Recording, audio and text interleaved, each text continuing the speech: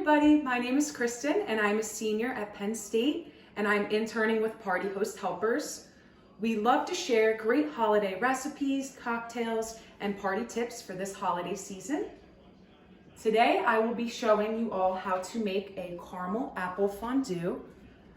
This is a healthy and delicious treat that your kids will love. To start off, I used 2 bags of caramels, a pack of skewers, and then I used about 6 apples. I used 3 of the Honeycrisp apples and 3 of the Granny Smith apples.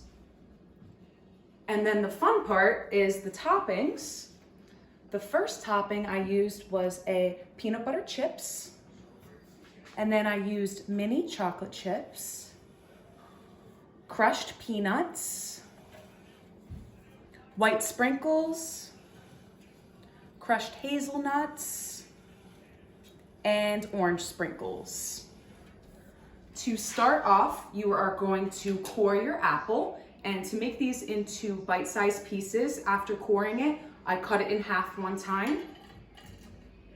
And then you are going to put the bite-sized piece onto the skewer. And the easiest way of doing this is dipping it in very quickly and then taking it out. And I'm going to decorate mine with my white sprinkles. So I use a flat dish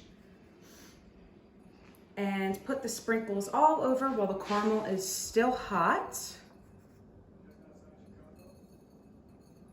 And a great tip for allowing the caramel to cool is putting a platter into the refrigerator for about 15 to 20 minutes.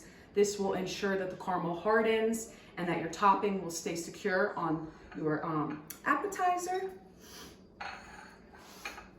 And here are the final products.